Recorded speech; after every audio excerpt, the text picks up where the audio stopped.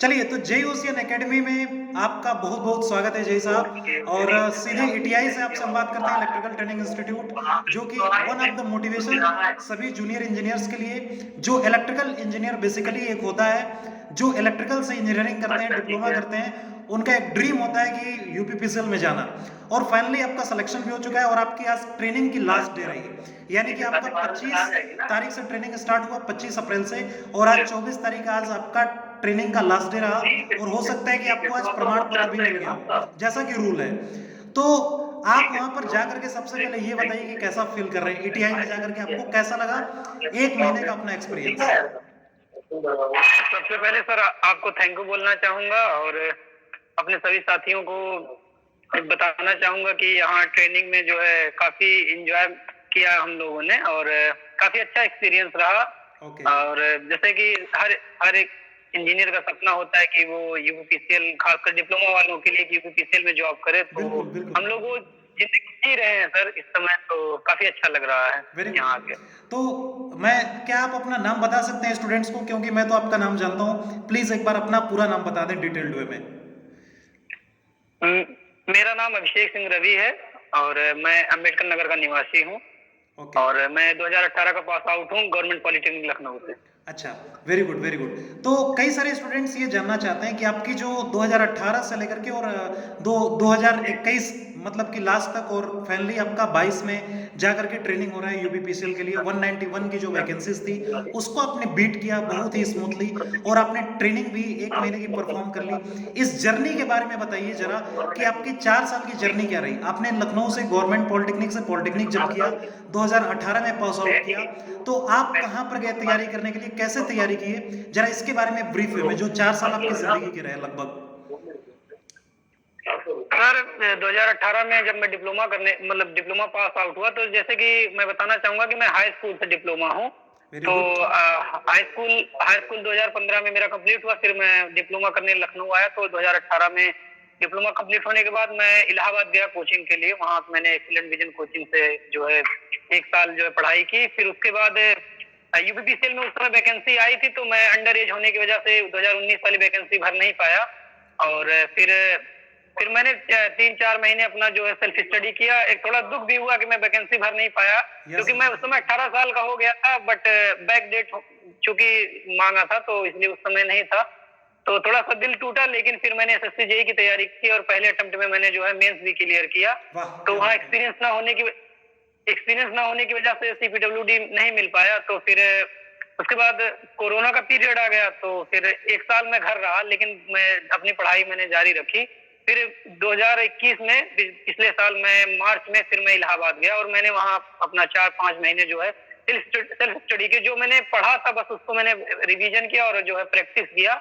और फिर उसके बाद मैंने 7 एग्जाम दिए और मेरा 7 का 7 एग्जाम पहले बार में निकल गया। वेरी गुड, कंग्रेचुलेशन है आपको कि आपने एसएससी सीपीडब्ल्यूडी, जो कि सबसे टफेस्ट एक एग्जाम माना जाता है एक इलेक्ट्रिकल इंजीनियरिंग के लिए, एक इलेक्ट्रिकल इंजीनियर्स के लिए बेसिकली आप कह सकते हैं, क्योंकि टाइम लिमिट उसमें कम होता है रादर देन अगर यूपीपीसीएल से कंपेयर किया जाए तो आपका 120 मिनट में 200 क्वेश्चन अटेम्प्ट करना होता है। तो आपको बहुत सारी बधाई हमारे तरफ से, बहुत सारा कंग्रेचुलेशन।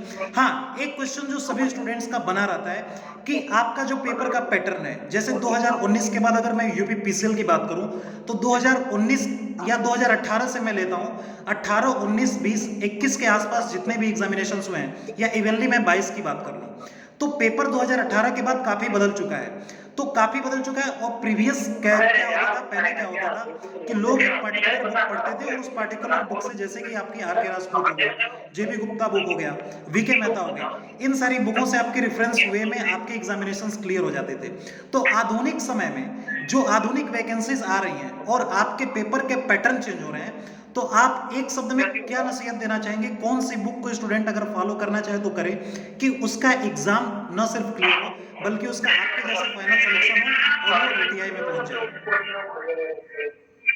सर बुक्स के लिए तो जैसे कि काफी स्टूडेंट यही सजेस्ट करते हैं कि जो जेबी गुप्ता और आर के राजपूत, जो जैसे बोला जाता है कि लगभग सबके पास होती है, बट चूंकि जब मैंने कुछ दिन पढ़ाई की, जो मैंने 1 आध हफ्ते जब देखा बुक लेके अपने दोस्तों का, तो मुझे वो बुक कुछ ज्यादा हायर लेवल की लगी। मुझे लगा कि अगर मैं इसको पढ़ूंगा तो एक होता है कि जैसे क्वेश्चन ना लगा पाना गेट ईयर से, एक होता है कि डिमोटिवेट होना। तो मेरा हमेशा से सिद्धांत रहा कि जो चीज आपको जो है नुकसान करती है, जो आपको निगेटिविटी फैलाती है आपके अंदर, तो उस चीज को जो है हाथ ना लगाए। इसलिए मैंने जो है मैंने उसको कहा कि नहीं, मुझे इसे साइड में करना है। फिर मैंने यूथ का, आजकल मार्केट में चल रहा है यूथ कंपटीशन की जो वॉल्यूम 1 और 2 चल रही किताबें, तो मैंने उससे जो है प्रैक्टिस करना शुरू किया। तो मैं जब कोचिंग से आता था पढ़ के, जैसे मैंने कोई टॉपिक पढ़ा आज 3 घंटे, तो मैं रूम पे आके उसका प्रैक्टिस करता था, मतलब वो पढ़ाई करता था, रिवीजन करता था। और जब रिवीजन हो जाता था, फिर उसी से रिलेटेड जो है 40 क्वेश्चन 50 क्वेश्चन मैं डेली लगाता था, क्योंकि शुरू से ही प्रैक्टिस था कि मतलब एक कंटिन्यूटी बनी रहे।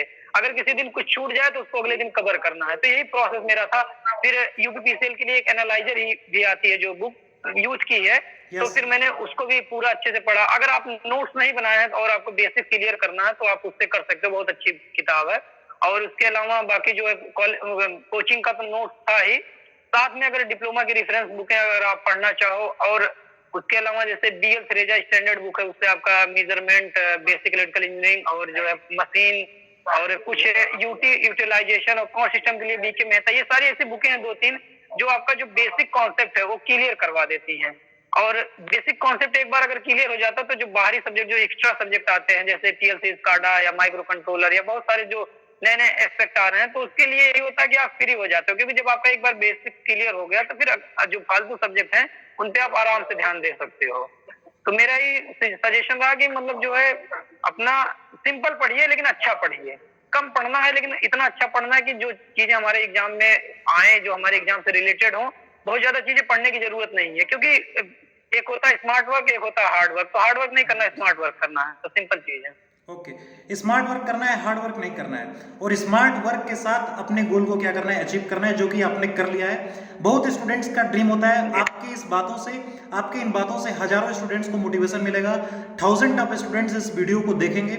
आप उन स्टूडेंट्स के लिए एक आइडियल बन सकते हैं जो स्टूडेंट्स प्रिपरेशन मोड में हैं। तो आपसे एक कमेंट लेना चाहूंगा कि जो स्टूडेंट्स अभी प्रिपरेशन मोड में हैं, जो अपनी तैयारी को कर रहे हैं, जैसे कि अभी जिन्होंने डिप्लोमा किया है, जो पास आउट मतलब कि अभी फाइनल सेमेस्टर में है, तो अभी उनको पास आउट होना है। और या जो स्टूडेंट्स आपके प्रीवियस प्रिपरेशन कर रहे हैं, कई सालों से तैयारी कर रहे हैं, जो कि डिप्रेशन में, हताश है, निराश है, उनको ये लगता है कि कहीं ना कहीं अब उनके बस की बात नहीं, उनको छोड़ देना चाहिए, तो उनके लिए आप क्या बोलेंगे? वो अपनी स्टडी को कैसे परफॉर्म करें? क्या वो जो हताश निराश हो चुके हैं, डिप्रेशन से वो कैसे बाहर आ सकते हैं और अपनी पढ़ाई को कर सकते हैं? क्योंकि सबसे बड़ा मोटिवेशन तो आता है। आप फाइनली सेलेक्टेड हो चुके हैं और आपकी 1 महीने की ट्रेनिंग भी कंप्लीट हो चुकी है और आप कल से अपने फील्ड वर्क में जाकर के ज्वाइनिंग ले लेंगे। तो आप उन स्टूडेंट्स के बारे में क्या बोलेंगे जो कई सालों से तैयारी कर रहे हैं, जिनका एग्जाम नहीं निकल पा रहा है, या जो न्यूली स्टूडेंट्स आ रहे हैं? एग्जाम न निकाल पाने का आपके हिसाब से क्या कारण हो सकता है आज के समय में? सर, एग्जाम न निकल पाने का जो मुझे लगता है सबसे बड़ा कारण है, खासकर यूपीपीसीएल जैसे एग्जाम में, एक तो होता है कि कुछ बच्चे स्पीड नहीं मेंटेन कर पाते हैं। तो वो तो सबसे जरूरी चीज है कि, और स्पीड मेंटेन करने के लिए आपको सबसे ज्यादा जो जरूरी चीज है, प्रैक्टिस होनी चाहिए। जब आप प्रैक्टिस किए रहेंगे तो आपको नए नए तरीके के क्वेश्चनों से लड़ने की जो एक कहते हैं ना रूपरेखा आपके पास तैयार रहती है। तो सबसे जरूरी है स्पीड।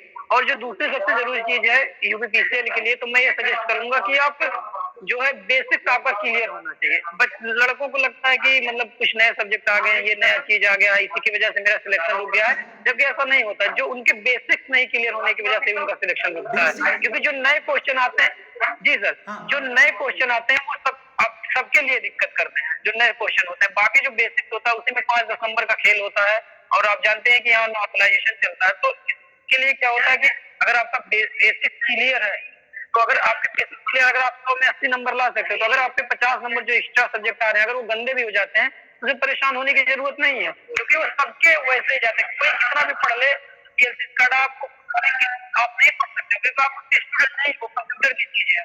सिंपल एक बेसिक अपना क्लियर रखे। और बेसिक क्लियर करने के लिए एक ही चीज को कई बार पढ़ा जाए, ज्यादा चीजें पढ़ने की, एक ही चीज को पूरा उसको क्लियरिटी होनी चाहिए कि अगर आपसे कोई टॉपिक पूछता है तो आप उसको अच्छे से समझा। तो अगर आपका बेसिक क्लियर है तो आप एक्स्ट्रा, जैसे मैंने शुरू में ही बोला, तो आप अगर थोड़ा भी ध्यान देंगे तो आपका जो है 10-15 नंबर 20 नंबर का काम हो जाएगा ना। आपके दोस्त, लेकिन बच्चे बिछड़ते क्या, बेसिक आपका 100 में 70 आ रहा है, दोस्त का 80 आ रहा है, वो सिलेक्शन ले जाएगा, आप खड़े जाएंगे। तो सिंपल चीजें हैं।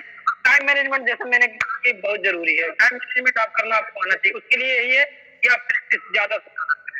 ओके, तो आपने बोले कि आपने एक बात कही यहाँ पर कि बेसिक जो है वो इम्पोर्टेंस है, आपका बेसिक क्लियर होना चाहिए। तो कई स्टूडेंट्स के मन में ये बात रहती है कि बेसिक इलेक्ट्रिकल इंजीनियरिंग, लेकिन मैं बार बार सभी स्टूडेंट्स को ये सजेस्ट करता हूँ कि सिर्फ बेसिक इलेक्ट्रिकल सब्जेक्ट नहीं, सारे सब्जेक्ट जितने भी सब्जेक्ट हैं 360 रिवॉल्यूशन पर सबके बेसिक कॉन्सेप्ट आपको पता होना चाहिए। सिर्फ बेसिक इलेक्ट्रिकल सब्जेक्ट नहीं है, बेसिक इलेक्ट्रिकल सब्जेक्ट नहीं है, आपके मशीन्स के भी बेसिक होते हैं सर, जैसे आपके पावर सिस्टम के बेसिक होते हैं। तो आपके हिसाब से मुझे लगता है कि यही है कि पावर सिस्टम आप पढ़ रहे हैं तो पावर सिस्टम का आपको बेसिक फंडा पता होना चाहिए। आप जनरेशन पढ़ रहे हैं, ट्रांसमिशन पढ़ रहे हैं, डिस्ट्रीब्यूशन पढ़ रहे हैं, मेजरमेंट पढ़ रहे हैं, पावर इलेक्ट्रॉनिक्स पढ़ रहे हैं, digital electronics, analog electronics, control system, इनके बेसिक्स नॉलेज होने चाहिए स्टूडेंट्स को कि आखिर में जो मैं एग्जीक्यूशन करने जा रहा हूँ, जो मैं पढ़ाई करने जा रहा हूँ, what is the performance of that studies. इस पढ़ने का हमारा मतलब क्या है? हम पीएलसी और स्काडा पढ़ते हैं तो क्यों पढ़ते हैं? हम जेई बनने के बाद कैसे पीएलसी स्काडा पर ऑपरेट करेंगे, खुद को वहां पर रख करके स्टूडेंट अगर विजुअलाइज करे और बेसिक चीजों को समझे तो मुझे लगता है कि वो और बेटर कर पाएगा। ये बहुत बड़ी बात और बहुत अच्छी बात आपने बोली कि बेसिक आपका कॉन्सेप्ट क्लियर होना चाहिए। थैंक यू सो मच है सर। और एक कमेंट आपसे और लूंगा कि आपका जब ज्वाइनिंग हुआ, मतलब कि जब 191 वैकेंसीज के लिए आपको ये पता चला कि आपका रोल नंबर शॉर्ट लिस्टेड हो गया है, हालांकि 2-2 राउंड में आपका डीबी हुआ होगा, उसके बाद फाइनलाइज्ड आपकी लिस्ट आई होगी, आपका ज्वाइनिंग लेटर आपके घर पे आया होगा, ज्वाइनिंग लेटर के बाद आपको ये नोटिस आई होगी बाकायदे कि आपको ये डॉक्यूमेंट लेकर ईटीआई आना है सरोजनी नगर में। तो मैं ये जानना चाहता हूँ कि जब आप पहली बार शॉर्ट लिस्टेड हुए, यानी जब आपने ये देखा कि आपका रोल नंबर आ चुका है, लोग वहां पर चेक करते हैं, तो आपने सबसे पहले किसे बताया और आप अपनी सफलता का श्रेय किसे देना चाहेंगे? अपने घर में, अपने परिवार में, अपने शिक्षक को, किसको आप देना चाहेंगे और आपने सबसे पहले किसको बताया? सर जैसा कि मैंने पहले बताया कि मेरे 6-7 एग्जाम निकले हैं, तो सबसे पहले जब मेरा पावर ग्रिड का बताना चाहूंगा, जब मेरा पावर ग्रिड का रिजल्ट आया तो मैं घर में अपने लेटा था, तो काफी दिन हो गए थे रिजल्ट का वेट करते करते कि अब आएगा अब आएगा। फिर मैं एक बार यूट्यूब पे मैंने ऐसे सर्च किया पावर ग्रिड रिजल्ट, तो फिर उसमें एक शॉर्ट वीडियो आया, तो उसमें मैंने देखा तो रोल नंबर सारे बच्चों का आया, बस थोड़ा सा वीडियो दिखा, उसमें दिखाया कि 2022 का जो है 2021 का रिजल्ट है। तो मुझे लगा कि ये वही रिजल्ट है या कोई दूसरा है। फिर मैं तुरंत साइट पे गया, जब मैंने वहां देखा तो मेरा रोल नंबर पहले नंबर पे ही था, तो जब मैंने देखा तो जैसे कहते हैं ना, वो लाइफ की सबसे बड़ी खुशी, उसको बयां कर पाना जैसे कहते हैं ना मुश्किल होता है, वो असीम खुशी थी। तो उसके बाद फिर मेरी मम्मी बाहर थी तो मैं गया, उनको पकड़ के जो है उनको जैसे कहते हैं ना गला पकड़ के उनका मैंने छान लिया। उसके बाद फिर मम्मी बोली क्या हुआ भैया, मैंने कहा कि जो है मेरा सिलेक्शन हो गया। तो पहली बार जब रिजल्ट आया तो अलग लेवल की खुशी थी, जैसे कहते हैं ना जो मैंने मेहनत किया, जो हमारे माँ बाप ने इतना इनपुट दिया था, हमको पैसे दिए और मतलब इतना गाइडेंस दिया, तो सारा सफल हो गया। तो यही सारी चीजें फिर धीरे धीरे अपना रिजल्ट और जो थे सारे आते गए, सब में मेरा सिलेक्शन होता गया। क्योंकि मुझे मेरा पेपर जब मैं दे के आता था तो एक मेरे अंदर इतना विश्वास था कि जब भी मैं पेपर दे के आता था मुझे लगता था कि मैं इसको क्रैक कर दिया हूँ। पेपर देने के बाद ही मुझे इतना कॉन्फिडेंस रहता था कि मेरा सिलेक्शन हो जाएगा। तो जब उसके बाद मैंने जब चार पांच नौकरियां जब छोड़ दी तो थोड़ा गाँव वगैरह वाले क्रिटिसाइज भी करने लगे कि आज के जमाने में किसी को नौकरी मिलती नहीं है, छोड़ रहा हो सकता है, झूठ भी बोल रहा हो, बहुत सारे लोग रहते हैं कमेंट करने वाले। फिर पीसीएल का वेट करते करते जब थोड़ा समय भी ज्यादा ले लिया पीसीएल, क्योंकि 2020 की वैकेंसी थी, हम लोग 22 में ट्रेनिंग कर रहे हैं, तो थोड़ा दुख भी हो रहा था कि इतना समय क्यों लग रहा है, हमारे साथ ही ऐसा क्यों हो रहा है। एग्जाम लेट हुआ, फिर आंसर की लेट आई, फिर रिजल्ट भी लेट कर रहा है, ज्वाइनिंग भी लेट कर रहा है। बट सर जब 191 वाली लिस्ट में नाम आया तो जैसे कहते हैं कि फिर ये लगा कि जो हमने किया था जो है वो सार्थक हो गया। थोड़ा डर बना रहता है कि पीसीएल है, अनप्रेडिक्टेबल है, एग्जाम भी उसी तरीके से होता है, उसी तरीके से रिजल्ट भी आ सकता है, कब नॉर्मलाइजेशन हो जाए। और चूंकि सबसे बड़ा जो थोड़ा तकलीफ वाला ही रहता है कि बेस शिफ्ट वालों के लिए थोड़ा नुकसानदेह रहता है, तो मैं बेस शिफ्ट में ही था, तो थोड़ा वो डर लगा रहता था। लेकिन जब लिस्ट में नाम आया तो जो एक वो होता सेटिस्फेक्शन कि हमने जो छोड़ा था नौकरी, जो हमने छोड़ी पिछली, तो वो हमारा जो है आज हमारा सार्थक हो गया। और फिर जब ये हुआ कि अब ट्रेनिंग के लिए जाना, तो एक अलग तरीके का जो जैसे कहते हैं ना एक्साइटमेंट था। बट सर आज जब अभी आपको लास्ट दिन का बताऊं, जब आज सभी स्टूडेंट जा रहे हैं तो जैसे कहते हैं ना एक दुख भी बहुत ज्यादा महसूस होता है कि एक महीने आज कितनी अच्छी बॉन्डिंग थी, बॉन्डिंग तो सारी चीजें हैं सर, बन जाता है ना बॉन्डिंग। हाँ जी सर। तो एक लाइन में जरा आप बता दें कि आपने कौन कौन से अभी तक एग्जाम क्लियर किए इतने 4 सालों में, और आपने बहुत ही स्ट्रगल की, और स्ट्रगलिंग के बाद कौन कौन से आप एग्जाम क्लियर किए और कौन कौन सी नौकरियां आपने छोड़ी यूपीपीसीएल के पहले? सर मैंने सबसे पहले पावर ग्रिड NR1 और power grid NR3, SSC JEE और क्या यूपी राज्य DFCIL, SSC CHSL और इसके अलावा मैंने यूपी ट्रिपल एस पेड का भी एग्जाम दिया था, तो उसमें भी मेरे 80 मार्क्स थे, 98.2 परसेंटाइल था, तो उसको भी मैंने स्किप कर दिया क्योंकि उसका कोई मतलब नहीं। तो मैंने ये सारे एग्जाम फर्स्ट अटेम्प्ट में ही क्लियर किए। Very good, very good. आपके इस जज्बे को सलाम है। आपने सिर्फ हाई स्कूल महज से आपने डिप्लोमा किया और लखनऊ के गवर्नमेंट पॉलिटेक्निक, जो कि सबसे माना जाना पॉलिटेक्निक कॉलेज है, वहां से आपने पॉलिटेक्निक किया और आपने सिंगल मिनट, अपना सिंगल सेकंड भी वेस्ट नहीं किया। आप कोरोना के समय में भी पढ़ते रहे, जैसा कि आपने बताया, और आपका जो ड्रीम जॉब था एटलीस्ट यूपीपीसीएल, मुझे लगता है कि आपको मिल चुका है और आप अपने आप को यहाँ पर स्टेबल फील कर रहे हैं, स्टेबल महसूस कर रहे हैं। क्योंकि एक इलेक्ट्रिकल इंजीनियरिंग के स्टूडेंट्स के लिए, एक इलेक्ट्रिकल इंजीनियर्स के लिए सबसे अच्छी जो जॉब होती है यूपीपीसीएल होती है।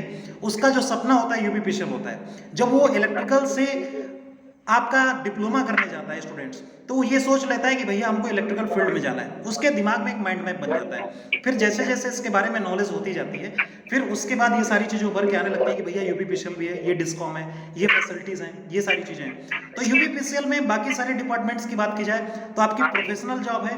प्रोफेशनल जॉब का मतलब कि यूपी आरबीएनएल के कंपेयर में आपकी यूपीपीसीएल क्या है, बेस्ट है। क्योंकि यूपीपीसीएल आपका क्या है, प्रोफेशनल जॉब है। जेई को यहाँ पर एक प्रोफेशनल तरीके से देखा जाता है, एक साहब के जैसा देखा जाता है, जैसे कि लोग कहते हैं। और यूपी आरबीएनएल में आपका क्या होता है कि थोड़ा सा फील्ड वर्क होता है और यहाँ पर आपका ऑफिशियल वर्क होता है। तो थैंक यू सो मच है आपका कि आपने यूपीपीसीएल को सेलेक्ट किया और UPPCL one of the best job for an electrical engineer according to me and according to all engineers and according to you also. आपके भी अनुसार, सभी स्टूडेंट्स के अनुसार यूपीपीसीएल एक क्या है, ड्रीमेबल जॉब है जो कि आपको मिल चुकी है। आप सभी स्टूडेंट्स के लिए आइडियल है। उन सभी स्टूडेंट्स के लिए जरा जाते जाते एक शब्द में एक कमेंट्स दे दें कि आप क्या कहना चाहेंगे आगामी आने वाले स्टूडेंट्स को कि वो मतलब डिप्रेस ना हो और अपनी तैयारी को मेंटेन करें, और थोड़ा सा एक मोटिवेशन वाली लाइन, जिससे कि वो अपने मंजिल को ज्यादा दूर ना समझें, अब वो समझें कि उनकी मंजिल पास है। एक लाइन में सर। सर मैं यही कहना चाहूंगा, जो पुराने स्टूडेंट हैं जो काफी दिनों से लगे हैं और उनको लग रहा है कि नए बच्चे आ रहे हैं, कंपटीशन बहुत ज्यादा बढ़ रहा है, तो बस उनके लिए एक लाइन में कहूंगा कि बाजार में नई मूंगफली के आ जाने से बादाम के दाम नहीं गिरा करते हैं। तो वो अपनी पढ़ाई जारी रखें। नए बच्चे आ रहे हैं, नहीं आ रहे हैं, उससे हमको नहीं मतलब, हमको अपनी सीट से मतलब, हमको एक सीट लेना है। आप 200 सीट या 100 सीट नहीं लेके जाएंगे। तो बस अपने पढ़ाई पे ध्यान देना, विश्वास रखना है कि हमारे अंदर ये चीज है, हमारे अंदर ये जज्बा है और हम सबसे बेस्ट हैं। अपने आप को बेस्ट मान के जब चलेंगे तभी दुनिया आपको बेस्ट कहेगी। अगर आप खुद को मान के चलेंगे मैं कमजोर हूँ, मैं नहीं कर पा रहा हूँ, तो कोई आपको नहीं इज्जत देगा। लेकिन जब आप खुद से बेस्ट मान के चलेंगे तो सारी दुनिया आपको जो है इज्जत देगी। सिंपल है सर। मूंगफली के आ जाने से बाजार में बादाम के दाम नहीं कम हुआ करते। ये आपने बहुत बड़ी बात बोली। This is the motivation line for all the students, all the UPPCL aspirants जो कि अभी तैयारी में लगे हुए हैं, और उनको एक बहुत बड़ी नसीहत मिलेगी। आप एक मिसाल साबित हो सकते हैं। हजारों स्टूडेंट्स आपकी वीडियो को देखने वाले हैं और बिल्कुल क्यों नहीं देखेंगे। और हमारे चैनल की तरफ से आपको बहुत सारी बधाइयाँ। आप कल से अपने वर्किंग मोड में जा रहे हैं। आपका जो भी जोन होगा उस जोन में आप जाएंगे, वहां पर आपको क्या मिलेगा कि किस डिस्कॉम में किस डिपार्टमेंट है आपको ज्वाइनिंग मिल रही है, वहां पर आपको ज्वाइनिंग मिलेगी। तो थैंक यू सो मच है ऑल द बेस्ट हमसे जुड़ने के लिए, हमसे थोड़ा सा अपना कीमती समय देने के लिए और सीधे एपीआई से बात करने के लिए इलेक्ट्रिकल ट्रेनिंग इंस्टीट्यूट से। All the very best. आपके आगे की लाइफ का हो मंगलमय हो। हमारे तरफ से ईश्वर से यही कामना है, उज्जवल भविष्य की आपकी कामना है। Thank you sir. Okay, all the very best. Thank you so much. Thank you.